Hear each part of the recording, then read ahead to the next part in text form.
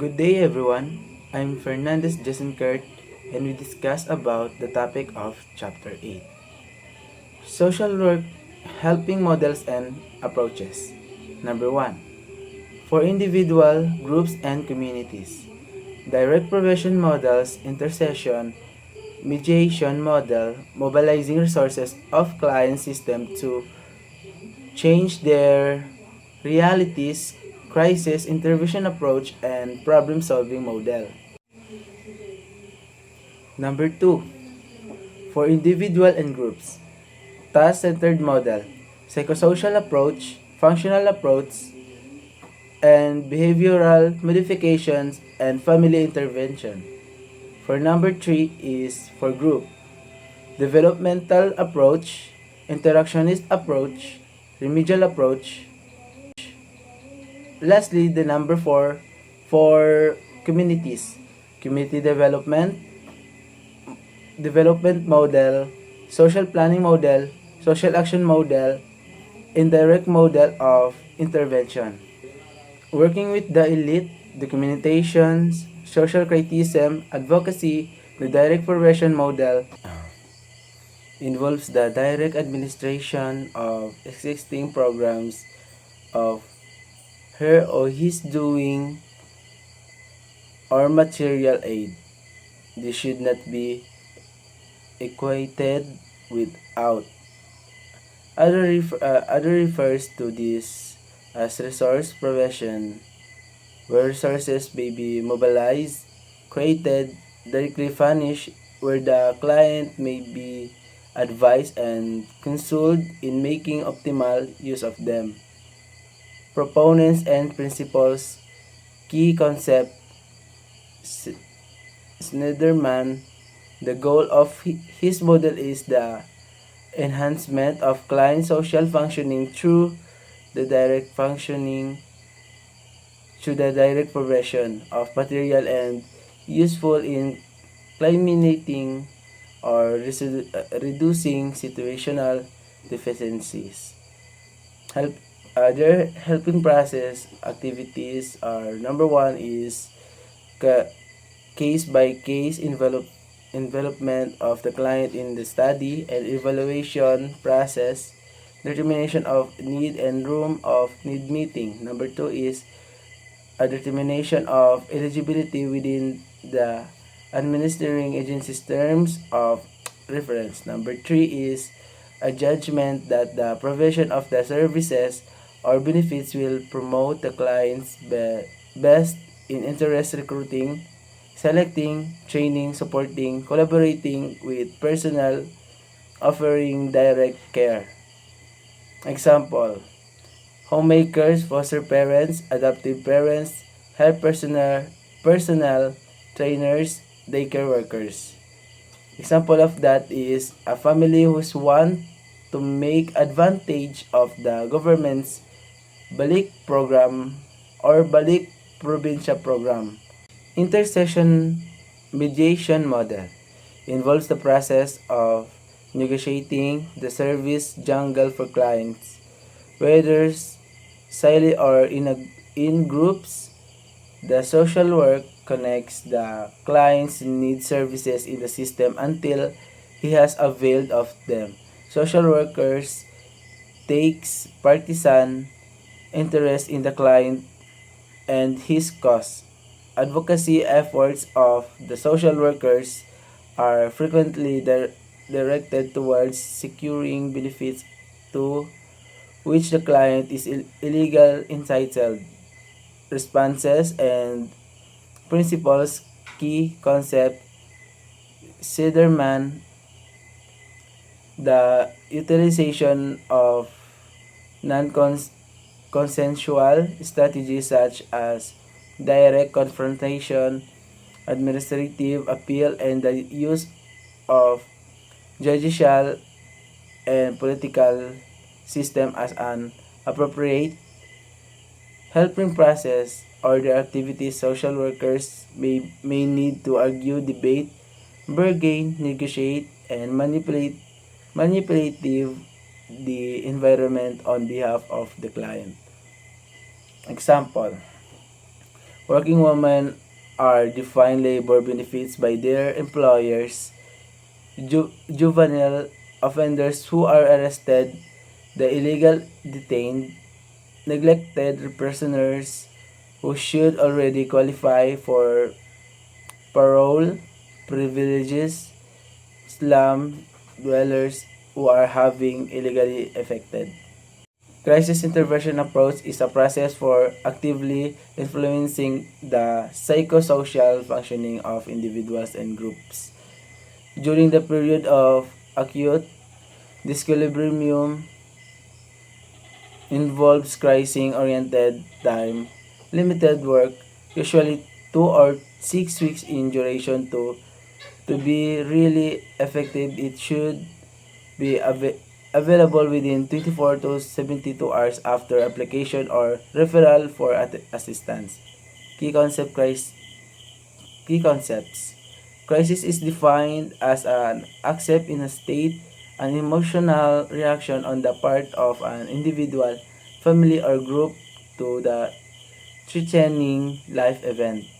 The theory is based on the idea that there is no such thing as a problem-free state, and life is a series of recurring development crises.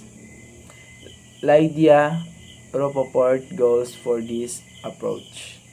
Relief of symptoms, restoration to the optimal pre-crisis level of functioning, understanding of the relevant participating events that contribute of state of disequilibrium, identification of remedial measures that can be taken by the client and the family, recognition of the connection between the current stress and past life experience and conflicts, initiation of new models of preserving thinking and feeling, and development of new adaptive and coping responses. Jacob 2 treatment approach. Generic does not require assignment of the psychodynamics of the individuals in crisis, can be done by paraprofessional, a non-mental health professional, or a community caregiver.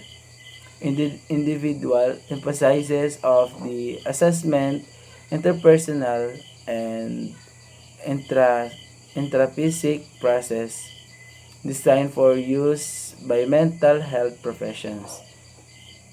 Their activity of Naomi Golan, a treatment offers a treatment model that is rooted in the problem-solving theory of casework and developed as part of the short-term task-centered approach to practice. Number 1, assessment of the situation involves mainly an evaluation of 5 components. A. The hazardous event. B. The vulnerable or upset state. C. Precipitating factors or event. D. The state of active crisis. And lastly, E. The state of reintegration or reorganization. 2. Implementation of treatment. The middle phase is about setting up and working out specific tasks. A. Material arrangement task. B. Psychosocial task. Some techniques is A. Sustaining techniques, assurance and encouragement. The two lowest anxiety, guilt and tension, provide emotional support. B. Direct influence procedures, giving advice, advocating a particular course of action, warning clients of the consequences of maladaptive resolution of the situation. C is direct invitation used in extreme situations such as a threat of their attempts, it's suicide. 2. reflective discussion, and techniques used as the client becomes more integrated.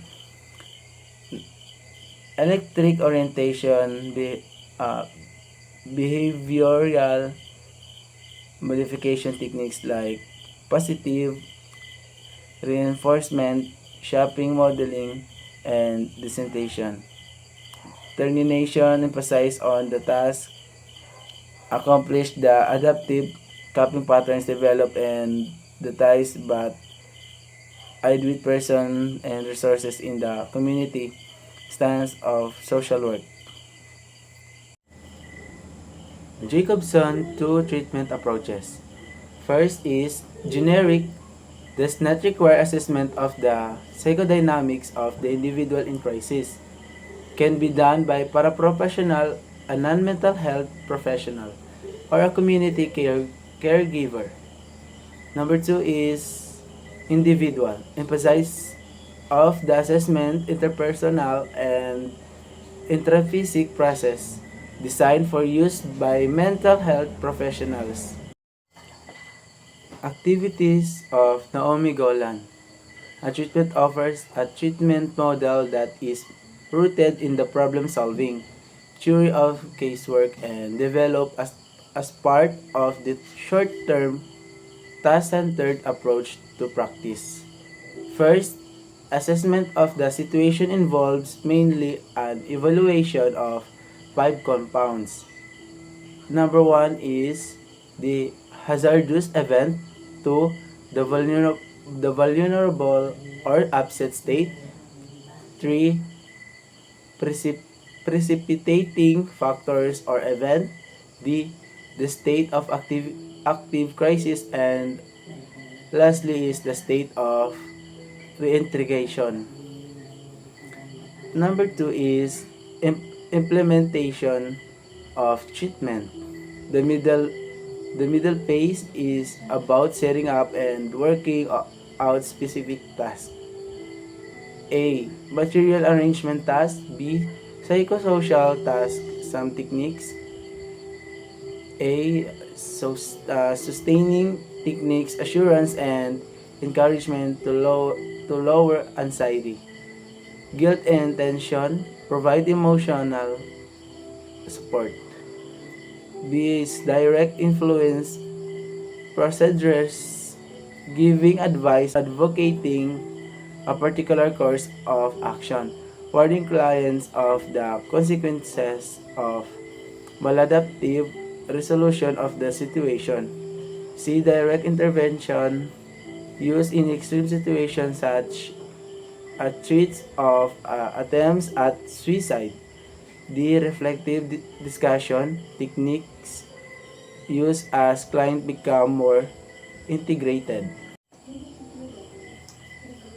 Electric orientation.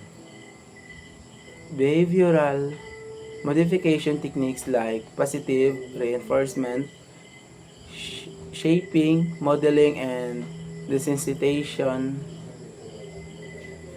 delineation emphasize on the task accomplished, the adaptive coping patterns developed, and the ties build with persons and resources in the community stance of the worker. Active, purposive, committed, will to take risk. Example, sexually abused child, battered wife, and victim of calamity, and etc. Hello, my name is Maymana Dumato. So now, I will be discussing about problem-solving approach. Problem-solving approach, it is always the person is being helped in relation to what is focused to be stressful. The goal is to help a person cope as effectively as possible with problems in carrying on social tasks and relationship which are perceived, felt as stressful, and found inseparable without outside help.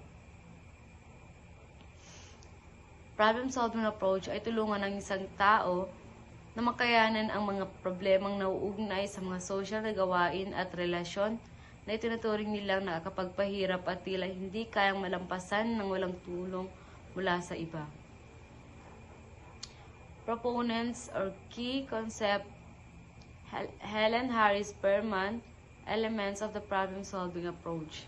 The person, a product of inherited and constitutional makeup in continuous transaction with potent person and forces in life experiences.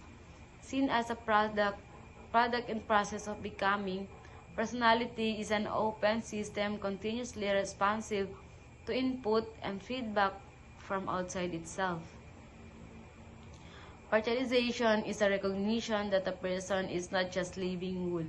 He also has a biological, psychological, social system. The problem is simply a problem in the current life situation of the help seeker which disturbs or hurts the latter in some way. Number 3 is the place, the particular organization, agency, or social situation, the purposes of which define its functions, services, and its areas of social concern. Number 4 is the process, step of study, diagnosis, and treatment. The process, identification of the problem, alamin ang pangunahing problema na naranasan ng tao. Identification of the person's subjective experience of the problem.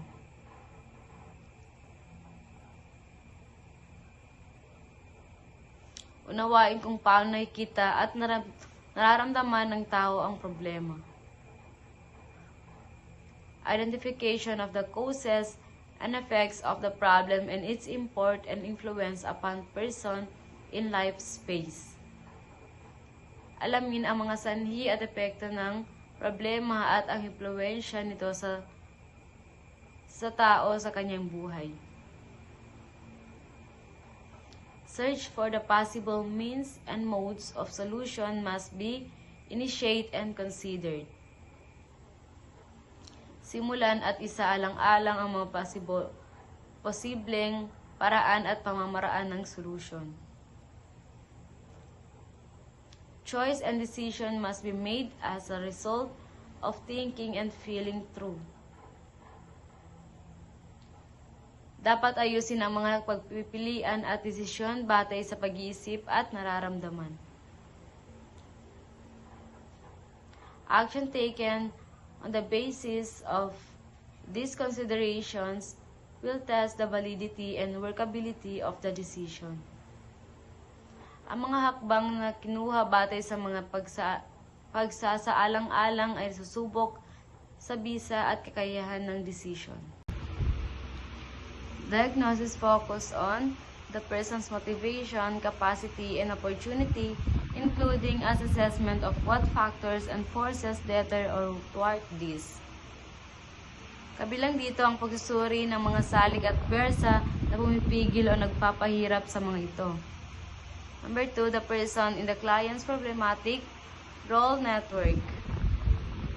Sinusuri ang mga tao na may kaugnayan sa client at ang kanilang papel sa problema. Task-centered model, a technology for elevating specific target problems perceived by clients, that is, particular problems clients recognize, understand, acknowledge, and want to attend to. A task is what the client is to do to elevate the problem, which makes the task both an immediate goal, at the same time the means of achieving the goal elevating the problem. Laura Epstein, Professor Emeritus, and William Reed. So, task-centered model, isang teknolohiya para sa pagpapagaan ng mga partikular na problema na nakikita ng mga client. Ibig sabihin, mga partikular na problema na kinikilala, naintindihan, at nais na harapin ng mga kliyente. Ang isang gawain ay dapat gawin ng kliyente upang mapagaan ang problema na ginagawa upang gawain bilang isang agarang layunin. At sa parehong oras, ang paraan ng pagkamit ng layunin na pagpapagaan ng problema.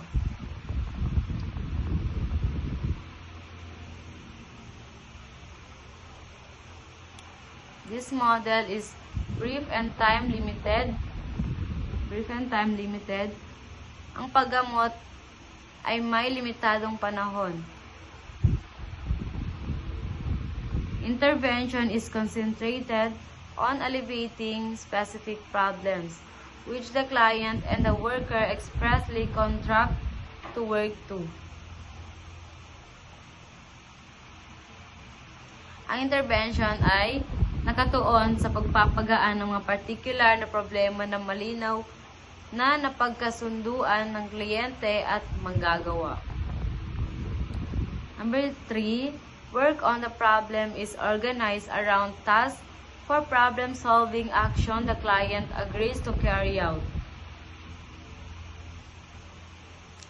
Ang paggawa sa problema ay nakaayos sa palibot ng mga gawain para sa mga action sa paglutas ng problema na sumasang-ayon ang mga kliyente.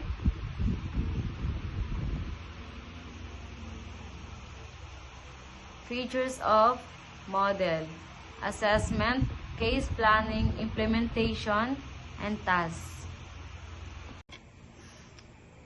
The process: startup clients referred by an agency or client applies independently and voluntarily. Step number 1, client target problems identified. Step number 2 is contract, plans, target, problems, priorities, goals, practitioner tasks, duration, schedule, participant. Step number 3 is problem solving. Step number 4, termination. Task-centered model with groups. Preliminary interview, problems are explored, clarified, elicited in individual interviews. Composition, social work decide who should be in a particular group and the size of the group. Group formation, the members share the problems that they will seek to reduce or eliminate by formulating and accomplishing agreed on task. Group processes for task accomplishment. Social work works with the group so they can help each other to accomplish the task within the time frame agreed upon. Example: client who lacked the motivation and interest in continuing his study. The psychosocial approach referred to a organismic approach and diagnostic school of thought. A system theory approach concerned both the inner realities of human beings and the social context in which they live. The person being helped is seen in the context of interactions or transaction in the internal words, and efforts are taken to understand the segment of the external world with which the person is in the close interaction. Treatment is differentiate according to the client's needs. Hence the term differential treatment. The worker must engage in fact gathering and come with a professional opinion called diagnosis or assessment. The help provided in this approach will enable change to occur in the person or in the situation or both.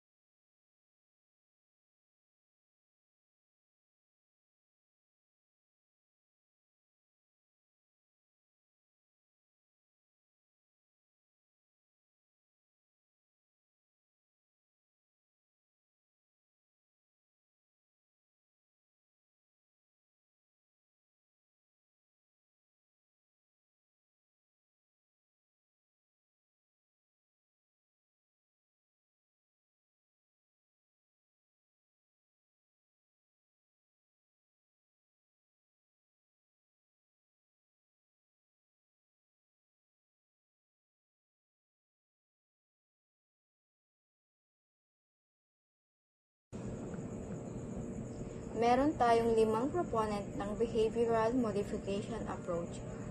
Unang proponent, Wilhelm Wundt, ama ng modernong psychology na tumuon sa eksperimento sa kaisipan. Pangalawa, Ivan Pavlov, kilala sa classical conditioning, halimbawa Pavlov's dogs, kung saan natuto ang isang tao o hayop sa pamamagitan ng asosasyon. Pangatlo, John Watson, nagpaunlad ng behaviorism na nagbibigay diin sa pag-aaral ng observable behavior sa halip na kaisipan o emosyon. Pang-apat, B.F. Skinner, isinulong ang operant conditioning kung saan natuto ang isang tao sa pamamagitan ng gantimpala o reinforcement o parusa. Panglima, Albert Bandura, nagpasimula ng social learning theory na nagbibigay diin sa pagkatuto mula sa obserbasyon ng iba. The process.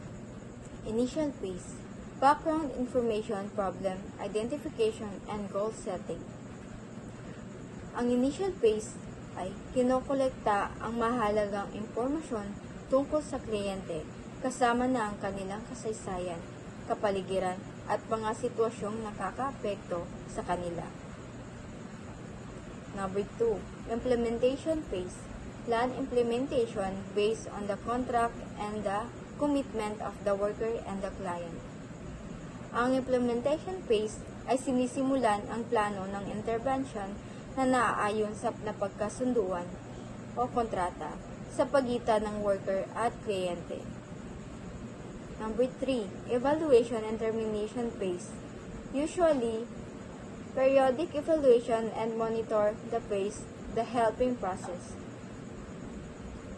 Ang evaluation and monitoring phase ay regular na sinusuri ang proseso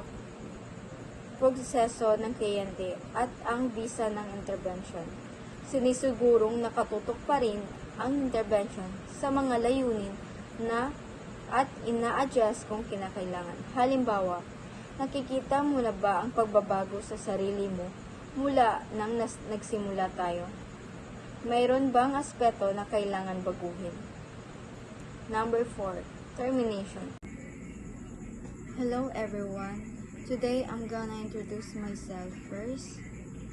I'm Laila Yamad and I will discuss to you the key concepts and proponents. Meron tayong 6 na proponents. Ang unang proponent ay si Marie Richmond.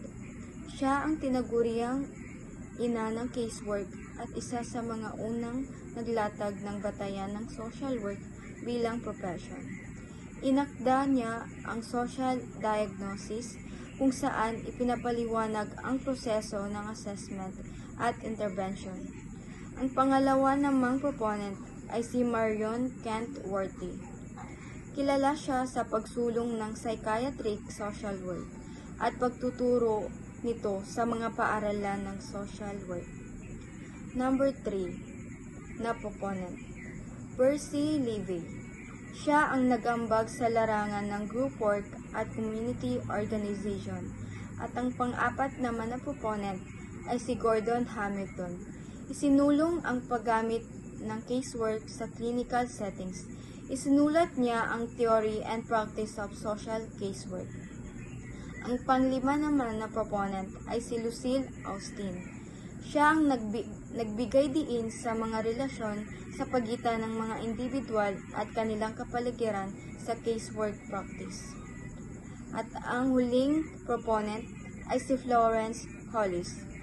Kilala siya para sa kanyang teorya sa intervention. Inakda ang casework, a psychosocial therapy, na nagpapaliwanag ng 6 na pamamaraan ng intervention. Treatment. We have 2 types of treatment. First, indirect treatment, direct treatment. The indirect treatment, the worker intervenes directly in the environment of their client by obtaining needed resources and modifying the client's situation when change in his situation is necessary. Ang indirect treatment, ay nakatuon sa pagbabago sa kapaligiran ng kliyente upang matugunan ang kanyang mga pangangailangan o ayusin ang mga sitwasyon. Halimbawa, ang isang social worker ay maaaring makipag-ugnayan sa mga ahensya para matulungan ang kliyente sa pagkuha ng trabaho o mapabuti ang kondisyon ng kanilang tirahan. Ang layunin nito ay ayusin ang mga panlabas na salik na nakakaapekto sa kliyente nang hindi direktang gumagawa ng pagbabago sa kanyang panloob na estado. Second types, direct treatment. Involves direct work with the client himself or what Hollis describes as the influence of mind upon mind. Sa direct treatment naman, ay ito yung direktang pagtatrabaho sa kliyente gamit ang interpersonal na paraan o mind upon mind.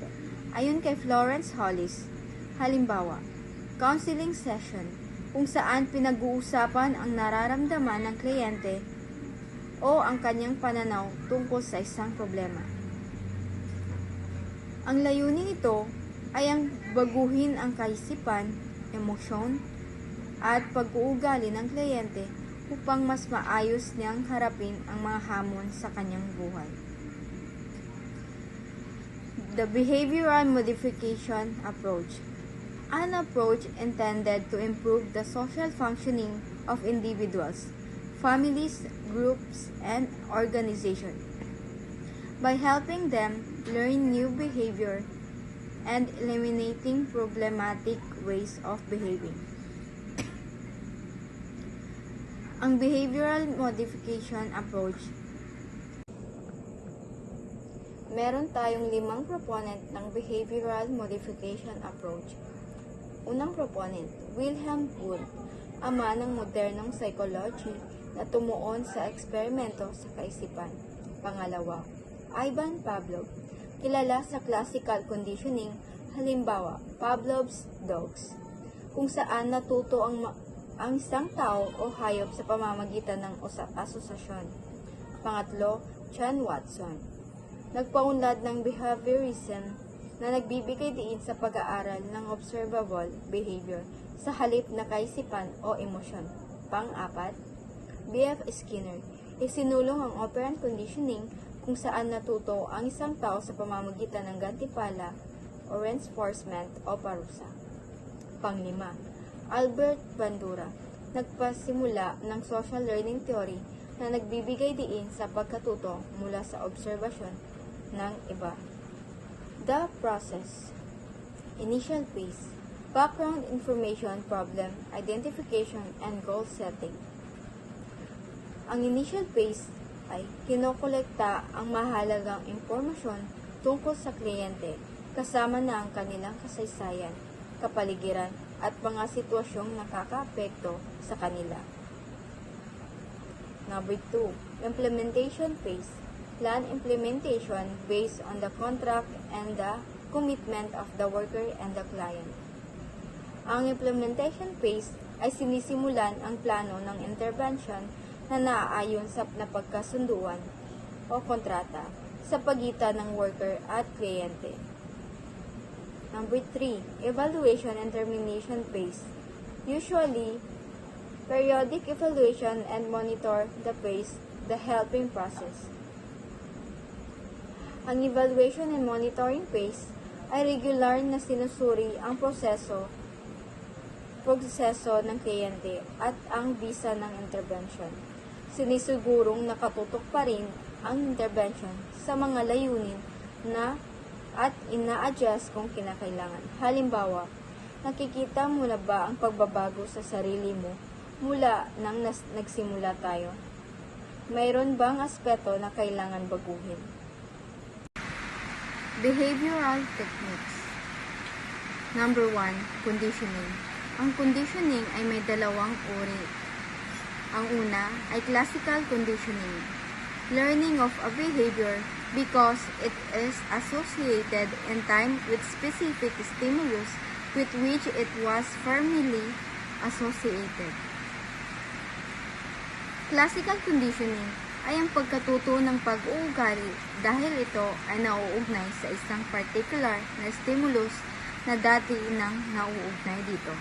Halimbawa nito, sa eksperimento ni Pavlov, natutong magluwal ng laway ang aso kapag narinig nito ang tunog ng kampana dahil nauugnay ito sa pagkain. The second types, operant conditioning, learned behavior which takes place because it operates upon or affects which takes place because it operates upon of affects environment. Ang operant conditioning ay ang natutunang pag-uugali ay nangyayari dahil may epekto ito sa kapaligiran. Halimbawa, kapag ang isang bata ay binigyan ng gantimpala tuwing nagliligpit siya ng laruan, mas malaki ang posibilidad na ulitin niya ito. Number 2, reinforcement. Ang reinforcement ay na anumang bagay na nagpapalakas ng isang target behavior o nagpapataas ng posibilidad na mangyari itong muli. Ang reinforcement ay may dalawang uri. The positive reinforcement. Ang positive reinforcement naman ay pagbibigay ng gantimpala o positibong bagay pagkatapos ng nais na pag-uugali. Halimbawa, pagbibigay ng sticker sa estudyanteng maagang natapos ang takdang aralin. Pangalawang uri, negative reinforcement. Pagtanggal ng isang hindi kaaya-ayang bagay pagkatapos ng nais na pag-uugali upang palakasin ito. Halimbawa nito ay ang pagtanggal ng dagdag na gawain kapag ang empleyado ay nagtapos ng maaga sa proyekto. Number 3, punishment. The presentation of an unwanted or unpleasant stimulus. Ang punishment naman ay ang pagbigay ng hindi kaaya-ayang bagay upang bawasan ang posibilidad ng isang hindi kanais-nais na pag-uugali. Ang punishment ay may dalawang uri, positive punishment and negative punishment. Ang positive punishment ay ang pagdaragdag ng hindi kanais-nais na stimulus matapos ang maling pag-uugali. Halimbawa nito, pagpapagalit sa isang bata na sumigaw sa loob ng klase. Negative punishment. Pagtanggal ng positibong bagay bilang isang parusa. Halimbawa, pag-alis ng pribilehiyo na maglaro ng video games dahil sa hindi paggawa ng takdang aralin. Extinction. Extinctions refers to withdrawal of whatever focus a target behavior which will tend to discourage the occurrence of the behavior. Ang extinction ay ang pagtanggal ng anumang pagpapatibay ng isang target na pag-uugali na nagre-resulta sa pagbawas ng posibilidad na mangyari ito. Halimbawa ng extinction, ang isang bata na madalas sumigaw para makuhang atensyon ng magulang ay unti-unting tumitigil kapag hindi na siya binibigyan pansin. Social work rules. Direct modifier. The worker is the agent of modification which she herself directly uses a technique like positive reinforcement to increase a child behavior relating to observing rules. Ang direct modifier naman ay ang social worker mismo ang direktang gumagawa ng aksyon upang baguhin ang pag-uugali ng kliyente. Gumagamit siya ng particular na technique tulad ng positive reinforcement para mapalakas ang nais na pag-uugali. Halimbawa ng direct modifier, binibigyan ng papuri o gantimpala ang isang bata kapag sumunod siya sa patakaran. Number 2. Behavioral instigator. The worker influences a situation so that behavior will be modified, such as introducing a point of rewards, system to encourage, task performance in youth home. Ang behavioral instigator ay ang social work ay ang nag-impluwensya sa sitwasyon upang makapagdulot ng pagbabago sa pag-uugali. Hindi siya direktang gumawa, ngunit gumagawa siya ng sistema upang hikayatin ang pag-uugali. Teacher, the worker teaches behavioral modification techniques to clients, parents, related professional, and other professionals. Ang teacher, itinuturo ng social work ang mga techniques sa behavioral modification sa iba, tulad ng mga magulang, kliyente o iba pang professional. Halimbawa ng teacher, ang isang social worker ay nagtuturo sa mga magulang kung paano gumamit ng reinforcement sa bahay upang mapabuti ang mga kanilang anak. Functional approach, a method for engaging the client through relationship, essentially one-to-one in the use of a social service toward her own and the general social welfare. The purpose of the service being offered helps to give sharpness and focus to the diagnosis or the understanding needed for the particular pathological condition for which a type of treatment is defined in order to achieve an environment goal. Agency services made available. Good day everyone, my name is Kasanya Sir Arafat. Today I will be discussing the family-centered approach. This is a method in a child welfare that prioritizes the family as the central unit while ensuring the child's safety. Its main goals is to improve the well-being of both the child and the family by respecting, supporting, and strengthening the family unit. The child's safety remains the foremost priority while the family is seen as a key resource in nurturing the child. These are the three processes. The number one is identification of the problem. Gather data to understand the what and why of the issues. And number two is the treatment planning.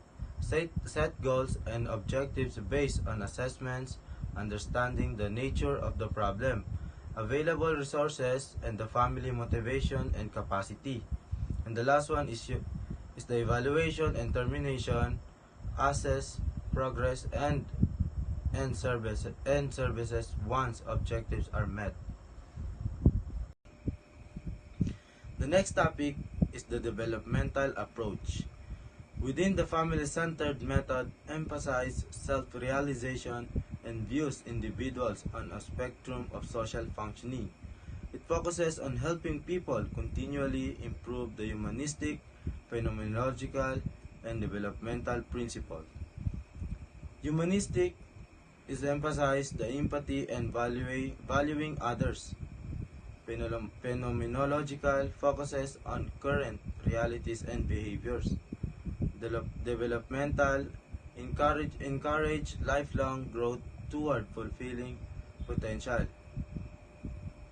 According to John Rothman, there are three basic models of community.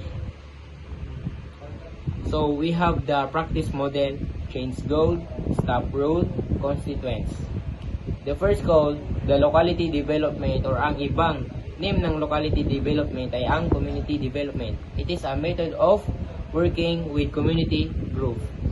This will take time kasi as much as possible, you want to involve everyone or majority of people. In this model, you help the community to plan and help them find a solution about the problem.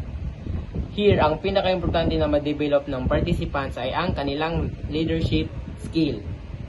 The change goal is increase community capacity and integration at ang staff role ay coordinator or facilitator sa event or participants. Here are the citizen of course. However, ang target of change in this model ay ang program. Then the strategy ay to develop a consensus among the group, and we are all know consensus. It requires a lot of time for the goals to be achieved. The framework is not about shining, but to contribute to the solution of the community problems. We apply this when there is a need to think of the solution as fast as community can. So here you will be asking a lot of expert or person who can help come up with a good plan considering yung mga factors like people actually needs. Sometimes some here people who knows how to plan well and who have knowledge in these different services and program. Of course, the goal here is to solve problem, the role of staff in that expert, that analyst and problem solver, and the participant are the consumer of services, and yung target change mo ay ang community system. The strategy to use is to collect data and choose the best plan. The second model, according to Rootman, ang goal is to change resources and power dynamics. So we use this kind of strategy when there are groups or subgroups of communities or even national organization that they have inadequate power and resources to meet their needs today, confront with the power structure using conflict as method to solve their issues related to inadequate and deprivation. Ito yung bibigyan na ng action, halimbawa ay campaigning, fundraising. It can lead to long-term positive social change.